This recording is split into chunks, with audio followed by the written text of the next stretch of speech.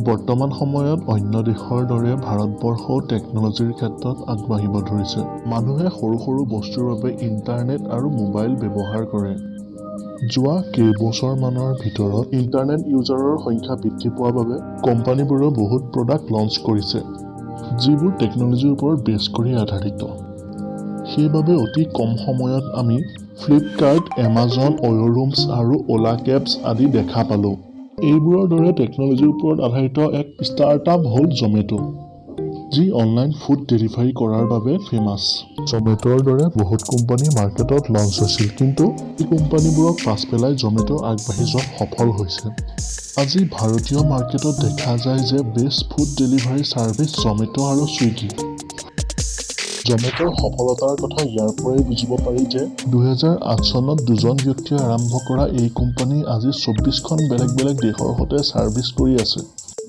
আজিৰ এই ভিডিঅ'টোত আমি এইটোৱে জানিম যে কেনেকৈ ভাৰতত জমেটো আৰম্ভ হ'ল। পাঞ্জাৱত জন্মা দীপেন্দৰ গোয়েলৰ মাক-দেউতাক দুয়োগৰাকী পেছাত শিক্ষক আছিল।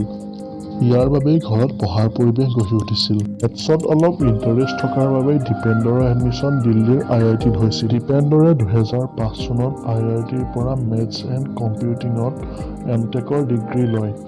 ডিগ্ৰী কমপ্লিট কৰাৰ লগে লগে কনচাল্টিং ফাৰ্ম বেন এণ্ড কোম্পানীত তেওঁ চাকৰি পায়। চাকৰি কৰি থকা অৱস্থাত তেওঁ মন কৰিলে যে তেওঁৰ সতীৰ্থ কৰ্মচাৰীসকলে কেণ্টিনত খাবলৈ বহুত সময় দীঘল লাইন ধৰে। ইয়াৰ ফলত সকলোৰে টাইম ৱেষ্ট হৈছিল। ইঞ্জিনিয়াৰ হোৱা বাবে জীৱনটো সহজ কৰি তুলিবলৈ সদায় টেকনলজিৰ সদ্ব্যৱহাৰ কৰা দীপেন্দৰে সহকৰ্মীৰ এই সমস্যাটো দূৰ কৰিবলৈ আৰু সময় কমাবলৈ কেণ্টিনৰ মেনুখন স্কেন কৰি তাক অনলাইনত উপলব্ধ কৰিলে। এইটো খুব কম সময়তে অধিক জনপ্ৰিয় হৈ পৰিল। ইয়াৰ পৰা দীপেন্দৰে এক নতুন বিজনেছৰ কথা ভাবিলে যে তেওঁ এনেকুৱা এটা ৱেবছাইট আৰু মোবাইল এপ বনায় য'ত মানুহে নিজৰ চহৰৰ ৰেষ্টুৰেণ্ট সম্বন্ধীয় সকলো তথ্য সহজতে উপলব্ধ কৰিব পাৰে। দীপেন্দৰৰ এইটো কনচেপ্টত তেওঁৰ বন্ধু পংকজ চাড্ডাই সহযোগ কৰিলে। 2008 চনত চাকৰি কৰা অৱস্থাত দীপেন্দৰে পংকজৰ সহযোগত foodiway.comৰ আৰম্ভণি কৰে। ইয়াৰ উদ্দেশ্য এইটোৱে আছিল যে ইউজাৰে ৰেষ্টুৰেণ্টৰ লোকেশ্যন, দাম আৰু ৰেটিঙৰ বিষয়ে জানে।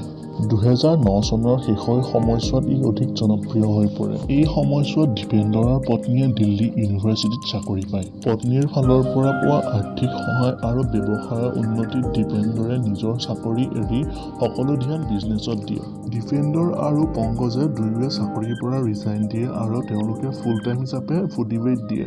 2010 চনত দীপেন্দৰে ফুডিৱেৰ নাম সলনি কৰাৰ সিদ্ধান্ত ল'লে। ইয়াৰ দুটা কাৰণ আছিল। প্ৰথমটো এইটো যে তেওঁ খোৱা বস্তুৰ লগত ৰিলেটেড নাম ৰাখিব বিচাৰিছিল।